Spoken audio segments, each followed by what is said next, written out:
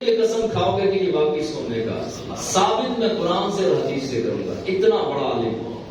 اب امام محمد کی والدہ نے کہا جناب آپ میرا پتر واپس کریں. آپ نے فرمایا نہیں اس کو پڑھنے دو, اور ہنر کی بات میں ایسا ہنر اس کو سکھا رہا ہوں کہ یہ آنے والے وقت میں پستے کے تیل کا فلودہ کھایا کرے گا. اس وقت جو پستے کے تیل کا فلودہ کھاتا تھا اس کو بادشاہ سمجھا جاتا تھا, یا گورنر یا بڑے بڑے لوگ جو تھے امیر و کبیر لوگ جو ہے وہ پستے کے تیل کا فلودہ کھاتے. وہ ہنس کے تجزیہ طور پہ ہنس کے چلی گئی. جلالی تھی والدہ, گھر چلی گئی کہ یہ کیسے ہو سکتا ہے, غریب گھر کا بچہ, گھر میں چولہا بھی نہیں جل رہا اور آپ اس طرح کی باتیں کرتے ہیں کہ یہ فلودہ جو ہے وہ کھائے گا اور وہ بھی پستے کے تیل میں, یہ بھلا کیسے ممکن ہے. بعض لوگوں کے توکل رب پر کمزور ہوں اور ان کے یقین کمزور ہوں اور اسلام کی طاقت کو نہ جانتے ہوں تو اس طرح کی باتوں کو رد کر دیتے ہیں. آخر کار امام اعظم کے پاس امام محمد پڑھتے رہے, وقت گزرتا رہا, آپ نے تعلیم مکمل کی اور گھر پہنچے. اتفاق سے جس دن گھر پہنچے تھے اس دن بھی گھر میں چولہا نہیں جلا تھا. امام محمد گھر پہنچے تو والدہ جلال میں آ گئی, کہنے لگی تجھے کہا تھا نا کہ چھوڑ دے اور ہنر سیکھ, تو ملا بن گیا, عالم بن گیا, مولوی بن گیا, دیکھ گھر میں چولہا نہیں جل رہا. اب دین پڑھنا چھوڑ دیتا, ہنر سیکھا ہوتا, 4 سکے آتے, 4 پیسے آتے, گھر کا خرچہ چلتا, لیکن تو نے مانی نہیں. اپنے استاد کی مانی تو آج دیکھ کیا معاملہ ہے. امام محمد ہاتھ جوڑ کے کہنے لگے اماں میں بے ادبی نہیں کرتا تھے کیونکہ میں نے اسلام پڑھا ہے, میں نے دین سیکھا ہے کہ ماں باپ کا ادب کیا ہے, احترام کیا ہے, تعظیم کیا ہے, تکریم کیا ہے, لیکن اتنا ضرور کہہ کے جا رہا ہوں اب میں پلٹ کر تیرے گھر اسی وقت آؤں گا جب سونے کے تھال میں اندر میٹھا حلوہ ڈال کے لاؤں گا. سونے کا تھال ہوگا اور میٹھا حلوہ بیچ میں دستیاب ہوگا, اس دن تیری میری ملاقات ہوگی. آپ گھر سے چلے, راستے میں آپ کی جوتی ٹوٹی تو محلے کے موچی کے پاس چلے گئے, کہا کہ جوتی گانٹ دو. وہ کہنے لگا کہ پیسے, آپ نے فرمایا کہ میں عالم ہوں, میں تجھے حدیث سناتا ہوں. موچی کہنے لگا, دنیا دار تھا, وہ کہنے لگا حدیث سے پیٹ نہیں بھرتا اور قرآن کی آیت سننے سے پیٹ نہیں بھرتا, میاں پیسے ہیں تو جوتی جو ہے وہ تیری مرمت کرتا ہوں ورنہ جا. امام محمد نے دوسری بھی جوتی اتاری, ننگے پاؤں چل پڑے.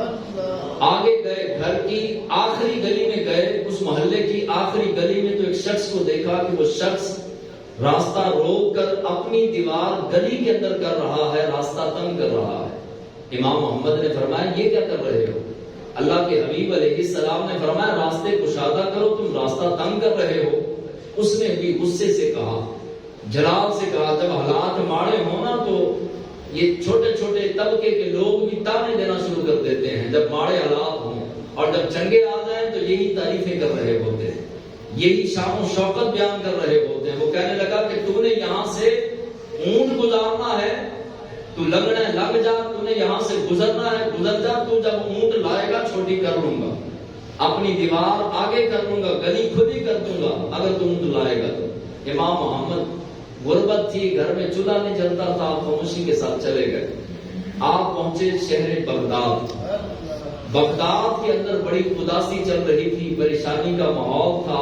پوچھا کہ کیا وجہ ہے, کیوں پریشان ہے؟ تو کہا جناب یہاں ہے بادشاہ ہارون الرشید, وہ اپنی بیوی کو طلاق دے چکا ہے اور اس طرح سے طلاق دی ہے کہ اس کی بیوی نے اس کو کہا تو جنتی نہیں. اس نے کہا کہ اگر میں جنتی نہیں تو تجھے 3 طلاقیں.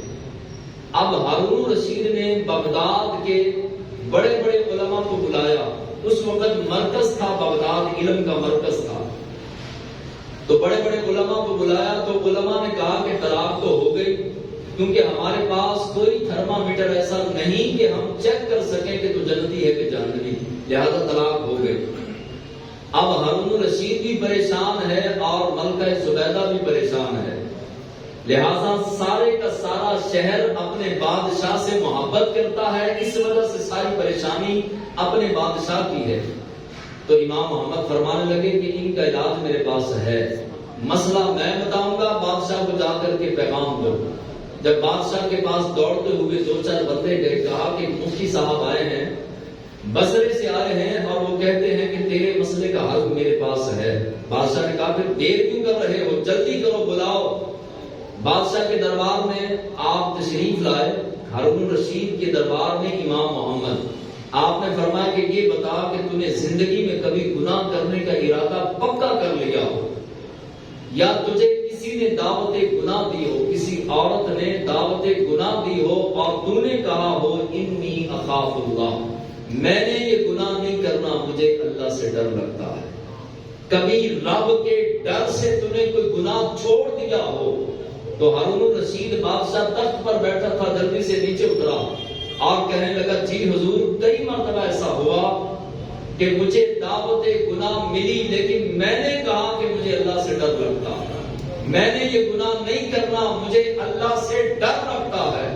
تو امام محمد نے فرمایا کوئی طلاق نہیں ہوئی، تیری بیٹی، تیری بیوی جو ہے وہ تیرے لیے حلال ہے، کوئی طلاق شراک نہیں، لہذا تم اپنے گھر میں سکون اور چین اور قرار کے ساتھ رہ سکتا ہے۔ 2 4 10 20 علماء بیٹھے تھے، وہ کھڑے ہو گئے، وہ کہنے لگے امام محمد آپ ٹھیک ہے بہت بڑے عالم ہیں، مفتی ہیں، لیکن آپ یہ مسئلہ کیا بیان کر رہے ہیں؟ آپ نے فرمایا تم نے قرآن نہیں پڑھا؟ قرآن پڑھا ہوتا تو کبھی بھی میرے اس فتوے پر جو ہے وہ انگلی نہ اٹھاتے۔ قرآن کے اندر اللہ فرماتا ہے کہ جس نے اس ڈر سے کہ میرا رب مجھے دیکھ رہا ہے، میرے ڈر کی وجہ سے گناہ کرنا چھوڑ دیا، گناہ کو ترک کر دیا، ایک بار ترک کیا تو رب قرآن کے اندر فرماتا ہے اس کے لیے جنتان ہیں، 2 جنتیں ہیں۔ اب جو ہے وہ 2 جنتیں ایک بار گناہ کو ترک کرنے پر، تو اس نے تو کئی بار جو ہے وہ گناہوں کو چھوڑا رب کے ڈر کی وجہ سے۔ تو سارے علماء کرام مطمئن ہو گئے، بادشاہ بڑا خوش ہوا، اس نے غلام کو بلایا، کہا کہ اس طرح کرو 100 اونٹ لو، کتنے؟ 100، اس کو مال سے بھرو۔ بعض علماء فرماتے ہیں کہ گندم سے اور سونے کی اشرفیوں سے اور دیگر مال سے 100 اونٹ۔ آج بھی اونٹ محلے میں کسی نے لیا ہو نا تو لوگ دور دور سے دیکھنے آتے ہیں، اگر کسی نے 4 5 اونٹ لے لے کوئی تو اس کو کہتے ہیں کہ یہ امیر و کبیر شخص ہے، کوئی 10 20 لے لے تو اور امیر۔ اب 100 اونٹ بادشاہ نے خالی اونٹ نہیں مال سے بھرا دیے اور کہا کہ یہ حضور میری طرف سے، بادشاہ امام محمد کو کہنے لگا کہ میری طرف سے چھوٹا سا نذرانہ۔ اب پردے کے پیچھے ملکہ زبیدہ بیٹھی تھی، انہوں نے آواز دی کہ امام صاحب کو جانے نہیں دینا، مفتی صاحب کو جانے نہیں دینا، ذرا روکو۔ اب جو ہے وہ بادشاہ نے کہا جناب تھوڑی دیر رکیے۔ اب پردے سے ہاتھ نکلا، ہاتھ میں طباق تھا، ایک ٹرے تھا، تھال تھا اور بہت بڑا تھال تھا، تھال کے اوپر سرخ رنگ کا کپڑا تھا۔ امام محمد کے پاس بادشاہ خود لایا اور لا کر کہا کہ جناب یہ تیری بیوی کی طرف سے تحفہ ہے۔ آپ نے وہ سرخ رنگ کا کپڑا اٹھایا تو وہ سونے کا تھال تھا اور بیچ میں کوئی نمکین چیز نہیں تھی بلکہ میٹھی چیز تھی۔ جب آپ دہلیز سے باہر نکلنے لگے تو بادشاہ نے آپ کو ہاتھ سے پکڑ لیا، کہا حضور آپ جا کہاں رہے ہیں؟ میں نے تو خدمت ہی کوئی نہیں کی، آپ بیٹھیں، آپ کو پستے کے تیل کا فلودہ کھلاتے ہیں، آپ بیٹھیے۔ اب بادشاہ نے جو ہے وہ پستے کے تیل کا فلودہ کھلایا، امام محمد کھا رہے ہیں اور ساتھ استاد کی وہ بات، امام اعظم کی بات کو یاد کر کے زاروں کے دار ہو رہے ہیں۔ کہا واہ اسلام واہ، جو تجھ سے وفا کرتا ہے پھر تو بھی اس سے وفا کرتا ہے، جو تیرے لیے قربانی دیتا ہے، تیری خدمت کرتا ہے، پھر تو بادشاہوں کو قدموں میں لا کے بٹھا دیتا ہے۔ امام محمد آئے واپس 100 اونٹ لے کے۔ علماء فرماتے ہیں اس دن کا سورج ابھی ڈوبا نہیں تھا، اس دن کا جس دن آپ کی والدہ نے کہا تھا کہ جا جہاں سے جانا ہے تو چلا جا، وعدہ کر کے آئے تھے نا کہ اب میں واپس لوٹ کے اس وقت آؤں گا جب سونے کے تھال میں آپ کے لیے حلوہ لاؤں گا، اسی دن کا سورج ابھی ڈوبا نہیں تھا۔ امام محمد واپس لوٹ کے آئے، بوا کھڑکایا، سب سے پہلے تو اس گلی سے گزرے جس گلی سے اس نے کہا تھا کہ اونٹ لائے گا تو گلی جو ہے میں چھوڑ دوں گا، اپنی دیوار چھوٹی کر لوں گا۔ امام محمد جب گزرنے لگے تو آپ نے فرمایا تو 1 اونٹ کی بات کرتا تھا، رب نے 100 اونٹ دے دیے، اب اٹھا گلی یہاں سے پیچھے کر، گلی کھلی کر، میں نے 1 اونٹ نہیں لگانا بلکہ 100 اونٹ گزارنا ہے۔ اب وہاں سے گزرے، گھر کا بوا کھڑکایا، والدہ نے اندر سے آواز دی کہ کون؟ کہا کہ اماں آپ کا بیٹا امام محمد۔ تو کہا کہ اچھا اتنی جلدی تیرے تھال کا انتظام ہو گیا رات کو صبح کے ٹائم؟ تو بڑی بڑھ کے مارتا تھا، کہتا تھا میں یہ کر دوں گا وہ کر دوں گا، اب سارا کچھ ہو گیا، اتنی جلدی لوٹ کے واپس گھر بھی آ گیا۔ کہا کہ اماں بوا تے کھول دروازہ تو کھولو۔ ماں نے جب دروازہ کھولا تو امام محمد نے سونے کا ٹرے پیش کیا اور کہا کہ دیکھ ماں دین اسلام کا کمال، یہ تیرے بیٹے امام محمد کا کمال نہیں، یہ محبوب خدا کا اور محمد رسول اللہ کے دین کا کمال ہے۔ جو دین کے ساتھ جڑ جاتا ہے، دین کا وفادار ہو جاتا ہے، رب اس کی زبان سے نکلے ہوئے جملوں کو سورج ڈوبنے سے پہلے پہلے پورا کر دیتا ہے۔ میں نے تجھ سے وعدہ کیا تھا، اب گھر لوٹ کر اس وقت آؤں گا جب سونے کے تھال میں تجھے حلوہ دوں گا۔ دیکھ بادشاہوں نے سونے کا ٹرے بھی دیا، حلوہ بھی ڈال کے دیا۔ اب یہی موچی، جس موچی نے جو ہے وہ جوتی نہیں گانٹھی تھی، اس موچی کی بیٹی ہوئی اور اس نے کہا کہ میں اسے دنیا کی ہر چیز دوں گا، قسم کھا لی۔ بیٹی ہوئی جوش میں پتہ نہ چلا اور قسم کھا لی کہ میں اسے دنیا کی ہر شے دوں گا۔ بیٹی جوان ہوئی تو شادی کرنے لگا تو ذات کا موچی تھا، اب کوئی بادشاہ بھی ہر چیز نہیں دے سکتا، اب یہ موچی تھا، اس نے قسم کھائی تھی کہ دنیا کی ہر چیز دوں گا۔ اب پریشان، اب میری قسم کیسے پوری ہوگی؟ بڑے بڑے علماء کے پاس گیا، بڑے بڑے علماء نے کہا کہ تو چھوڑ دے، اگر جانا ہے تو امام محمد کے پاس جا، تیرے مسئلے کا حل وہیں سے نکل سکتا ہے، کائنات میں اور کوئی عالم نہیں جو تیرے مسئلے کا حل کرے۔ اب وہ چل کر امام محمد کے پاس آیا، آپ کو دیکھا تو آپ تو وہی تھے جس کی جوتی نہیں گانٹھی تھی۔ تو کہنے لگا حضور ایک دن آپ تشریف لائے تھے، یہ شان و شوکت، یہ مقام، یہ رتبہ، آپ تو صبح بھی سونے کی شرطیاں بانٹتے ہیں، رات کو بھی بانٹتے ہیں، اور ایک وقت یہ تھا کہ آپ کے پاس جوتی کو مرمت کروانے کے لیے پیسے نہیں تھے۔ آپ نے فرمایا چھوڑ، یہ بتا آیا کیسے ہے؟ کہا کہ یہ میری قسم ہے، میں نے بیٹی کے پیدا ہونے پر جذباتی طور پر قسم کھا لی کہ میں اسے دنیا کی ہر چیز دوں گا۔ اب میں موچی ہوں، میں جتنا بھی چاہوں، بادشاہ کوئی ہو تو وہ ہر چیز نہیں دے سکتا، میں کیسے دے سکتا ہوں؟ بس بے وقوفی میں نے قسم کھا لی۔ حل کیا ہے؟ آپ نے فرمایا حل میں ابھی 2 منٹ میں تیرا نکال کے تیرے سامنے رکھ دوں گا، لیکن اس کے لیے 1000 سونے کی شرطیاں لگیں گی۔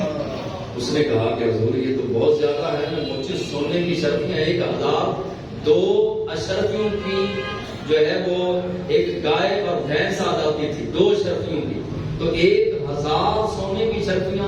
اس نے کہا چلو میرے مسئلے کا حل نکل آئے، لیکن مجھے تھوڑی سی مہلت چاہیے۔ وہ اٹھ کر جانے لگا کہ میں جا کر سونے کی شرطیاں لاتا ہوں۔ آپ نے بازو سے پکڑ کے کھینچ کے بٹھایا، فرمایا نہیں، سونے کی شرطیاں ہزاروں لاکھوں تو میرے کمرے میں پڑی ہیں، صبح شام میں بانٹتا ہوں، مجھے تیرے سونے کی ضرورت نہیں، صرف احساس دلانا مقصود تھا کہ تجھے احساس دلاؤں۔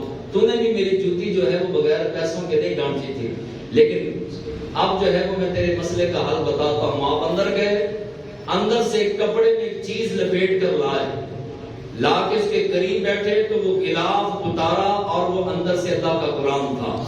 فرمایا یہ اپنی بیٹی کو دے دے، اس کے اندر دنیا کی ہر چیز موجود ہے، دنیا کی ہر شے موجود ہے، اب یہ دے دے تیری قسم پوری ہو جائے گی۔ یہ امام محمد آپ فرماتے ہیں، آپ کی آخری نصیحت و وصیت، آپ فرماتے ہیں کہ جس نے اسلام کو ٹھکرایا اللہ اس کو 2 سزائیں دے گا۔ کتنی سزائیں؟ جس نے دین کو ٹھکرایا، جو درس قرآن کو ٹھکرائے، یہ دین کو ٹھکرانا ہے، جو نماز اور قرآن کو ٹھکرائے اس نے دین کو ٹھکرایا ہے۔ اب جو ہے وہ امام محمد فرماتے ہیں کہ اللہ اس کو 2 سزائیں دے گا۔ ایک دنیا کے اندر اللہ اس کو ذلیل کر کے مارے گا، ذلیل ہی ذلیل ہوگا، وہ دنیا کے پیچھے بھوکے کتے کی طرح دوڑتا رہے گا لیکن اس کا پیٹ نہیں بھرے گا۔ دوسری سزا خالق کائنات قبر اور حشر میں اس کو دے گا، اللہ اس کے اوپر ایسی پیاس مسلط کرے گا کہ اگر اس کو 7 سمندروں کا بھی پانی پلا دیا جائے گا تو اس کی پیاس نہیں بجھے گا۔ یہ 2 سزائیں اس بندے کو ملیں گی جس کا دل نہیں کرتا نماز پڑھنے کو، جس کا دل نہیں کرتا مسجد میں آنے کو، جس کا دل نہیں کرتا درس قرآن میں آنے کو۔ خالق ذوالجلال ہمیں عمل کرنے کی توفیق عطا فرمائے۔